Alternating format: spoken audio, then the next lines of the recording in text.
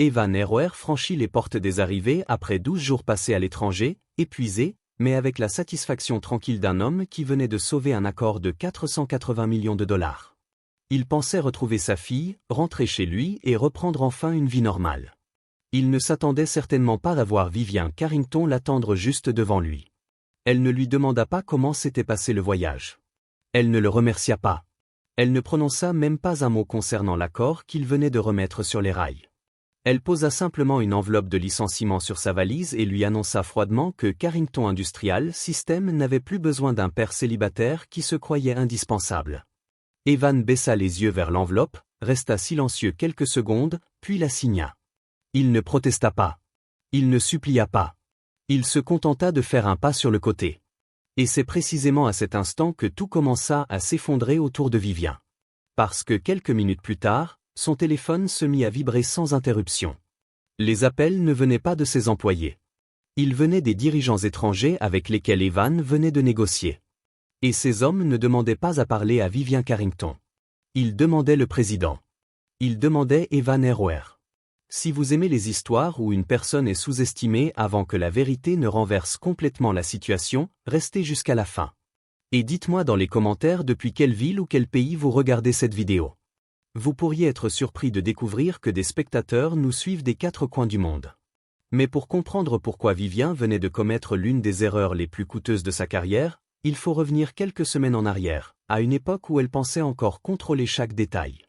Evan travaillait chez Carrington depuis près de 4 ans. Pour la plupart des employés, il n'avait rien d'un grand dirigeant. Il conduisait une vieille berline grise dont le pare-choc arrière portait une bosse qu'il n'avait jamais pris le temps de réparer. Il possédait 3 costumes qu'il alternait durant la semaine et portait toujours une montre bon marché offerte par sa fille Sophie lorsqu'elle avait 9 ans.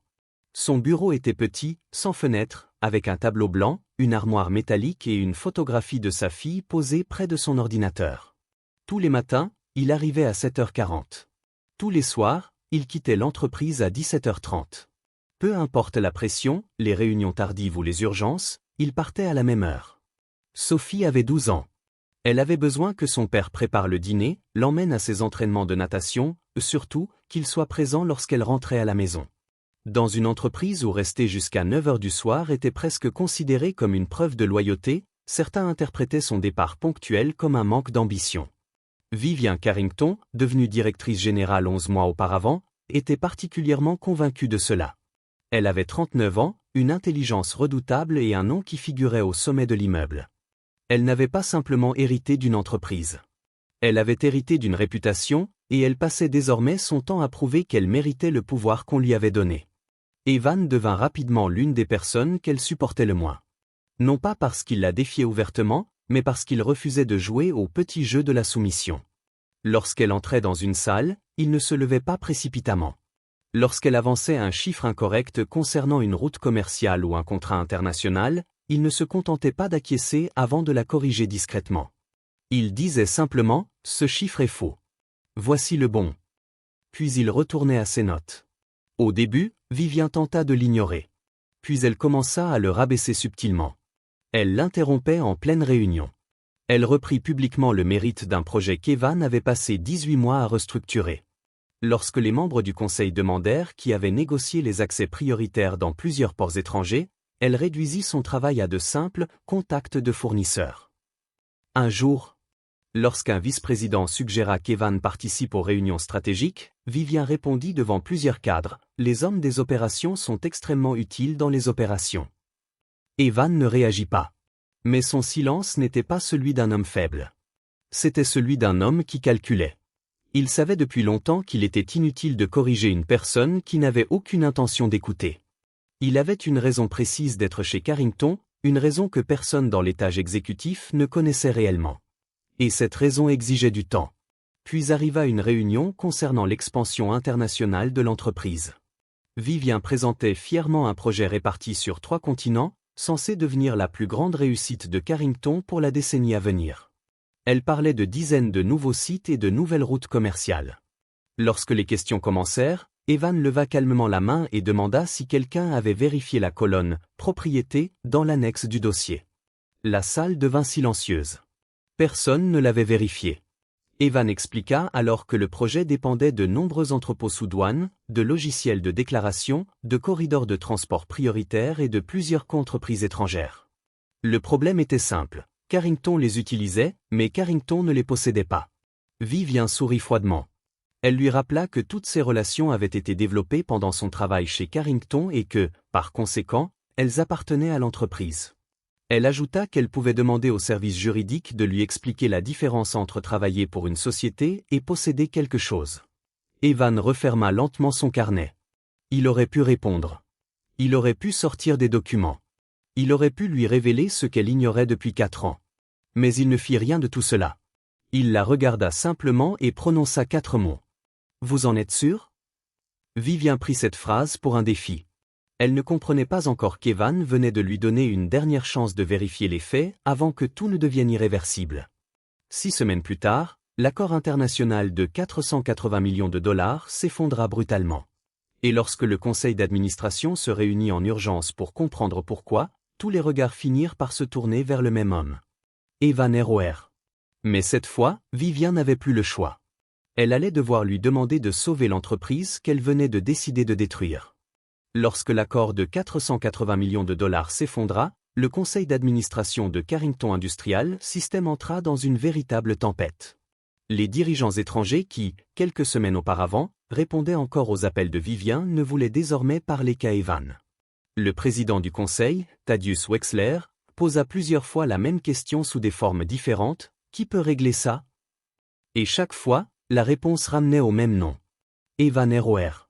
Vivian détestait cette réalité, mais elle n'avait pas d'autre choix. Elle convoqua Evan dans la salle du conseil et lui confia la mission de sauver les négociations.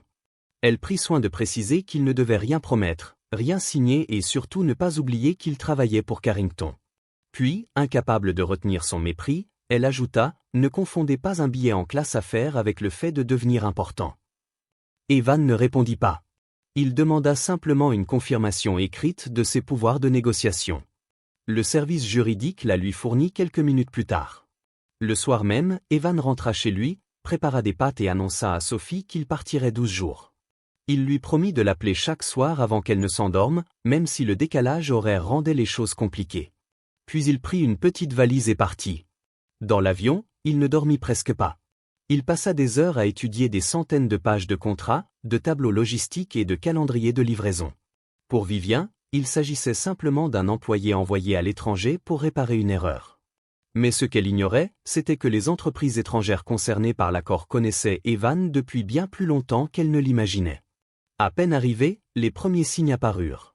Un homme vêtu d'un costume sombre l'attendait à l'aéroport. Evan ne l'avait jamais rencontré, du moins pas personnellement, mais l'homme semblait parfaitement savoir qui il était.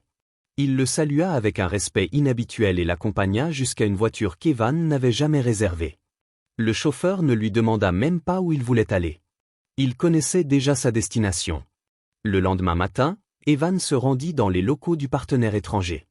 Carrington avait essayé de lui réserver une salle de réunion neutre, mais lorsqu'il arriva, on le conduisit directement au 4e étage, dans une immense salle donnant sur les quais.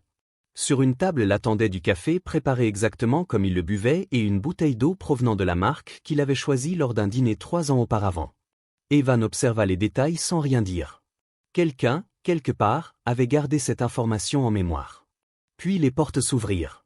11 dirigeants étaient déjà assis autour de la table. Certains dirigeaient des entreprises dont le chiffre d'affaires dépassait largement celui de toute la division internationale de Carrington. Lorsqu'Evan entra, les 11 se levèrent. Pas par politesse ordinaire. Ils se levèrent complètement, attendirent qu'ils prennent place, puis seulement après s'assirent à leur tour. Peter Vance, le jeune analyste de 26 ans envoyé par Carrington pour prendre des notes, remarqua immédiatement la scène. Il écrivit dans son carnet « Pourquoi tout le monde s'est levé ?» Puis il raya la phrase, craignant de paraître ridicule. Evan, lui, ne posa aucune question. Il se contenta de commencer le travail. Le véritable problème était beaucoup plus complexe que ce que Vivian avait présenté au conseil. Carrington avait construit son projet international autour d'infrastructures qu'elle utilisait sans réellement en contrôler la continuité. Si un seul entrepôt sous douane fermait, si une route commerciale était bloquée ou si un logiciel essentiel devenait inaccessible, une partie du projet pouvait s'écrouler. Evan comprit immédiatement le danger. Il ne tenta pas de forcer les partenaires à accepter les conditions de Carrington. Au contraire, il reconstruisit le projet depuis le début. Il ajouta une troisième route de transport afin de réduire la dépendance à 2 corridors principaux. Cette nouvelle solution coûtait environ 4% de plus, mais elle supprimait un risque majeur. Ensuite, il modifia les garanties de livraison et proposa un système de pénalités plus équilibré. Puis il contacta les responsables des entrepôts, des logiciels et des installations partenaires afin d'obtenir des confirmations écrites. Pendant plusieurs jours, il travailla presque sans interruption. Il passa des heures au téléphone. Il relut des contrats jusqu'au milieu de la nuit. Il corrigea des détails que personne d'autre n'avait remarqués. Il ne parlait jamais de Vivian. Il ne se plaignait jamais de la façon dont elle l'avait traité. Il voulait simplement que le projet fonctionne. Au 9e jour, quelque chose changea. Le directeur des opérations du partenaire étranger, qui participait jusque-là aux réunions uniquement par visioconférence, prit soudainement un avion pour venir rencontrer Evan en personne. Au 10e jour, presque toutes les objections de l'équipe juridique avaient disparu. Au 11e, l'accord de 480 millions de dollars était officiellement relancé, avec des conditions encore plus favorables pour Carrington que celles du contrat initial. Evan rédigea alors un rapport détaillé et l'envoya au comité exécutif à 2 heures du matin, heure locale. Puis il appela Sophie. Elle lui parla pendant plusieurs minutes d'un projet scolaire utilisant une pomme de terre pour produire de l'électricité. Evan était épuisé, mais il posa plusieurs questions sur cette fameuse batterie improvisée. Avant de raccrocher, il lui promit qu'il serait bientôt à la maison. Pendant ce temps, au siège de Carrington, Vivian préparait déjà le communiqué officiel. Le message annonçait que, sous la direction de Vivian Carrington, l'entreprise venait de franchir une étape majeure de sa transformation internationale. Le texte parlait de vision, de leadership et d'exécution stratégique. Le nom d'Evan apparaissait presque à la fin, parmi plusieurs autres employés remerciés pour leur soutien. Peter Vance lut le communiqué dans l'avion du retour. Il était assis quelques rangées derrière Evan et ressentit un malaise profond. Il avait vu ce que cet homme avait accompli pendant 12 jours. Il savait exactement qui avait sauvé l'accord. Pourtant, le communiqué donnait l'impression que tout avait été réalisé grâce à la stratégie de Vivian. Mais ce mensonge n'était que le début. Car pendant qu'Evan rentrait chez lui, Vivian préparait quelque chose de bien plus grave. Elle avait décidé de le licencier. La raison officielle serait une réorganisation stratégique de la fonction internationale. Mais derrière cette justification se cachaient 3 véritables motifs. Le premier était financier. Evan approchait d'une étape contractuelle importante liée à l'acquisition qui avait amené son entreprise chez Carrington 4 ans auparavant. S'il restait encore 11 semaines, une somme considérable devait lui être versée. Vivian trouvait cette dépense inutile. Le deuxième motif était personnel. Evan était le seul cadre suffisamment sûr de lui pour lui dire en pleine réunion lorsqu'elle avait tort. Elle avait commencé à ressentir sa présence comme une menace permanente. Mais le troisième motif était celui qui lui paraissait le plus logique. Elle croyait que les relations qu'Evan avait développées pouvaient désormais être intégrées dans les systèmes de Carrington. Selon elle, une fois les contacts, les contrats et les procédures enregistrés dans les dossiers de l'entreprise, Evan devenait remplaçable. La directrice juridique, Claire Holden, tenta pourtant de l'arrêter. Elle expliqua à Vivian que le dossier de l'acquisition de 2022 devait absolument être examiné avant toute décision. Evan n'avait pas été recruté comme un simple salarié. Il était arrivé chez Carrington dans le cadre d'une transaction commerciale particulière.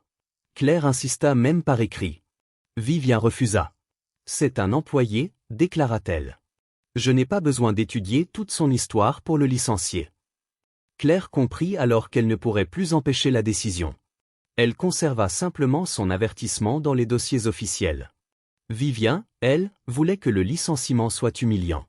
Elle ne voulait pas attendre le retour d'Evan au bureau. Elle voulait le faire devant d'autres personnes. Elle voulait qu'il comprenne enfin qui détenait le pouvoir. Alors elle choisit l'aéroport. Lorsque l'avion d'Evan atterrit après 12 jours de voyage, son badge d'accès avait déjà été désactivé. Son adresse électronique professionnelle avait été suspendue. Vivian l'attendait dans le hall des arrivées avec une responsable des ressources humaines et son assistante. À 11h20, Evan franchit les portes. Il aperçut Vivian. Elle l'attendait avec une enveloppe à la main. Evan s'approcha calmement. Il demanda si la dernière étape de l'accord avait été confirmée. Vivian ne répondit même pas. Elle lui annonça simplement que son emploi chez Carrington prenait fin immédiatement. Puis elle posa l'enveloppe sur sa valise. Evan la regarda. Et pendant quelques secondes, personne ne parla. Vivien pensait avoir enfin remporté son combat contre cet homme qu'elle considérait comme un simple cadre trop sûr de lui. Elle ignorait qu'au moment précis où elle lui remettait cette enveloppe, elle était sur le point de découvrir que l'homme qu'elle venait de licencier n'était peut-être pas du tout celui qu'elle croyait connaître. Evan regarda l'enveloppe posée sur sa valise. Vivien attendait une réaction, presque impatiente de voir enfin cet homme perdre son calme. Mais elle fut déçue. Evan ouvrit simplement l'enveloppe, lut les 2 pages sans se presser et demanda « Avez-vous lu l'intégralité de mon contrat ?» Vivien eut un petit rire. Elle lui rappela qu'elle était la directrice générale et qu'elle n'avait pas besoin qu'un employé lui explique comment lire un contrat. Evan hocha simplement la tête. Il signa l'accusé de réception, rendit le stylo et répondit « À partir de cet instant, je ne représente plus Carrington. » Pour Vivien, ces mots signifiaient qu'il acceptait sa défaite. En réalité, il signifiait quelque chose de tout à fait différent. Evan fit quelques pas vers la sortie lorsqu'une femme portant une veste bleu marine s'approcha de lui. Elle travaillait pour le service exécutif de l'aéroport et semblait le connaître parfaitement. « Bonjour, président ROR, dit-elle. Evan s'arrêta. Vivien aussi. La femme lui expliqua que la salle de conférence privée était prête et que le conseil d'administration de ROR Meridian Group attendait déjà son arrivée en visioconférence. Elle lui demanda s'il souhaitait une configuration vidéo ou audio. Evan répondit tranquillement que la vidéo conviendrait parfaitement. Puis il la remercia par son prénom. Vivien resta immobile. ROR Meridian Group. Le nom lui semblait vaguement familier. Mais elle ne parvenait pas à comprendre pourquoi. Puis le téléphone de Miles Bennett, le directeur financier, se mit à vibrer. Une alerte financière venait d'apparaître. Il ouvrit le message et son visage changea immédiatement. Il venait d'apprendre qu'un groupe privé venait de finaliser l'acquisition d'un vaste réseau logistique international. L'opération était évaluée à plusieurs centaines de millions de dollars. Le communiqué mentionnait le fondateur et président du groupe. Evan ROR. Miles relut la phrase 3 fois. Puis il appela Vivien. « Ce n'est pas possible, murmura-t-elle. Mais les appels commencèrent à arriver presque simultanément au siège de Carrington. Un groupe portuaire voulait savoir si le départ d'Evan modifierait les accords d'accès aux infrastructures. Une autre entreprise demandait qui serait désormais autorisée à gérer plusieurs licences logicielles essentielles au réseau international. Puis arriva l'appel qui fit comprendre à Miles l'ampleur du désastre. Le partenaire de l'accord de 480 millions de dollars voulait une confirmation écrite. Carrington avait-elle toujours l'autorisation de représenter Evan ROR dans les opérations liées aux infrastructures utilisées pour le projet? Miles gara sa voiture sur le bas-côté. Tout venait de s'assembler dans son esprit. Evan n'avait pas construit une fortune pendant ses 12 jours à l'étranger. Cette fortune existait depuis longtemps. Les infrastructures, les entrepôts, les licences et les participations étrangères étaient déjà à lui. Et Carrington venait de licencier l'homme qui contrôlait une partie essentielle de son propre projet international. Vivien se rendit immédiatement au siège. Elle réunit Claire Holdan, 2 avocats, le responsable du développement stratégique et plusieurs membres de l'équipe juridique. Son ordre fut simple, prouver que tout ce qu'Evan a construit appartient à Carrington. Claire ne répondit pas immédiatement. Elle envoya une équipe chercher les dossiers de l'acquisition réalisés 4 ans plus tôt. 9 boîtes furent apportées depuis les archives. Puis elle dit calmement, « J'avais recommandé cette vérification il y a plusieurs semaines. » Pendant les 4 heures suivantes, la vérité apparut morceau par morceau. La première découverte fut que Carrington n'avait jamais réellement recruté Evan comme un employé ordinaire. 4 ans auparavant, l'entreprise avait acheté la division américaine d'un groupe d'infrastructures et de logistique. Evan était resté au sein de Carrington dans le cadre d'un engagement de transition prévu par l'accord d'acquisition. Puis ils découvrirent quelque chose d'encore plus important. Les actifs étrangers n'avaient jamais été vendus à Carrington. Les entrepôts internationaux, les infrastructures sous douane, plusieurs licences logicielles, 4 entreprises étrangères et le groupe ROR Meridian lui-même avaient été explicitement exclus de la transaction. Tout était écrit. Tout avait été signé. Et pire encore, le père de Vivien avait personnellement approuvé les documents. Claire sortit ensuite une renonciation au conflit d'intérêts. Le document indiquait clairement qu'Evan continuerait à posséder et contrôler certains actifs internationaux pendant son service chez Carrington. 4 mises à jour annuelles avaient ensuite été déposées dans les archives. La dernière avait été signée seulement 4 mois auparavant. Il n'y avait donc jamais eu de secret. Evan n'avait rien caché. Il n'avait trompé personne. Il n'avait pas exploité Carrington. Le problème était beaucoup plus simple. Personne n'avait pris la peine de lire les documents que l'entreprise possédait déjà. Mais ce n'était pas encore la pire nouvelle. Le responsable financier découvrit que Carrington bénéficiait depuis 4 ans de tarifs exceptionnellement avantageux sur plusieurs infrastructures de ROR Meridian. Les prix étaient inférieurs de 20 à 30% aux tarifs du marché. Ces conditions existaient parce qu'Evan avait une relation directe avec les actifs concernés et qu'il avait accepté de les maintenir pendant sa période de service. Maintenant qu'il avait été licencié, les anciens contrats seraient respectés. Evan n'allait pas les annuler par vengeance. Mais les nouvelles infrastructures nécessaires à l'expansion seraient négociées au prix du marché. Et cela pouvait coûter à Carrington des dizaines de millions de dollars supplémentaires. Thaddeus Wexler convoqua alors une réunion d'urgence du conseil. Vivien tenta de se défendre. Elle affirma qu'Evan avait dissimulé ses intérêts privés et qu'il fallait envisager des poursuites. Claire posa alors 3 documents devant elle, le contrat d'acquisition, l'annexe excluant les actifs étrangers et la déclaration de conflit d'intérêts signée par le père de Vivien. La pièce devint silencieuse. Thaddeus lut chaque page. Lorsqu'il termina, il retira ses lunettes. « Tout était dans nos propres archives depuis 4 ans, dit-il. Je ne veux plus entendre le mot dissimulation. » Puis Miles présenta les conséquences financières. Le coût du programme international pouvait augmenter de plusieurs dizaines de millions de dollars. Certains projets allaient devoir être réévalués. Et surtout, l'accord de 480 millions de dollars était désormais en danger. Vivien tenta encore de sauver sa décision. « Nous pouvons engager quelqu'un d'autre, dit-elle. Thaddeus la regarda. « Nous pouvons engager un autre directeur. Mais nous ne pouvons pas engager l'homme qui possède les infrastructures dont nous avons besoin. » Puis Claire sortit un dernier document. Elle avait volontairement attendu ce moment. Il s'agissait d'une clause du contrat de service d'Evan. Si Carrington mettait fin à son engagement sans motif valable, la totalité de son indemnité différée devenait immédiatement exigible. La lettre de licenciement de Vivien ne mentionnait aucune faute. Elle parlait uniquement de réorganisation stratégique. La décision destinée à économiser de l'argent venait donc de déclencher immédiatement une obligation financière considérable. Vivien avait voulu économiser. Elle venait de rendre la facture beaucoup plus lourde. 4 jours plus tard, Evan fut invité à revenir au siège de Carrington. Thaddeus lui-même passa l'appel. Evan accepta la rencontre, mais pas pour récupérer son poste. ROR Meridian Group avait reçu une demande officielle concernant le maintien des accès aux infrastructures et Evan avait décidé de venir personnellement. Lorsqu'il entra dans la salle du conseil, il ne ressemblait pas à l'homme humilié de l'aéroport. Il portait le même costume gris. Mais cette fois, il était présenté comme président de ROR Meridian Group. Vivien était assise en face de lui. Quelques jours auparavant, elle lui avait ordonné de remettre son téléphone et ses contacts dans un terminal rempli de voyageurs. Maintenant, elle devait lui expliquer pourquoi Carrington méritait de conserver des conditions commerciales qu'elle n'avait jamais réellement gagnées. Evan ne l'humilia pas. Il ne parla pas de l'aéroport. Il ne rappela pas qu'elle l'avait licencié. Chaque fois que Vivien tenta de discuter de la propriété des infrastructures, il répondit simplement « c'est dans le dossier ». Puis il passa au sujet suivant. Il proposa une période de transition de 18 mois sur les infrastructures existantes, afin que les employés de Carrington ne subissent pas les conséquences de la décision de leur directrice générale. Mais les nouvelles infrastructures seraient désormais proposées aux conditions du marché. Ce n'était pas une vengeance. Evan n'avait annulé aucun contrat. Il n'avait appelé aucun journaliste. Il n'avait menacé personne.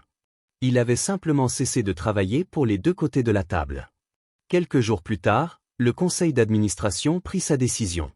Vivien Carrington quitta son poste de directrice générale. Les raisons officielles mentionnaient plusieurs décisions prises sans vérification suffisante, le non-respect des avertissements juridiques et les dommages stratégiques causés à l'entreprise. Carrington proposa ensuite à Evan un siège au conseil. Il refusa. Thaddeus lui proposa même le poste de directeur général. Evan refusa également. Il n'avait jamais eu besoin de cette chaise. Ce soir-là, il rentra chez lui avant 18 heures. Sophie avait préparé une lasagne beaucoup trop chargée en fromage. Evan posa son téléphone sur le comptoir, comme il le faisait toujours lorsqu'il rentrait à la maison, et écouta sa fille raconter son projet de batterie fabriquée avec une pomme de terre. Elle avait terminé deuxième. Evan sourit. Il lui dit que deuxième place n'était peut-être pas si mal. Puis, le lendemain matin, il retourna dans son propre bureau. Sur le mur se trouvait une immense carte du monde. Des dizaines de points lumineux représentaient les entrepôts, les routes, les licences et les participations qu'il contrôlait depuis des années. Vivien avait regardé une vieille voiture, une montre bon marché et un père qui quittait le bureau à 17h30 et avait cru comprendre sa valeur. Elle s'était trompée. Evan n'avait jamais eu besoin du titre de Carrington. Il n'avait jamais eu besoin de leur immeuble. Il n'avait jamais eu besoin de leur reconnaissance. Pendant 4 ans, ils avaient simplement confondu sa discrétion avec de la faiblesse. Et lorsque Vivien avait finalement voulu lui montrer qui détenait le pouvoir, elle avait découvert une vérité qu'elle aurait dû lire dans le dossier 4 ans plus tôt. Evan Erwer n'était pas l'homme qui avait besoin de Carrington. Carrington était devenu l'entreprise qui avait besoin de lui.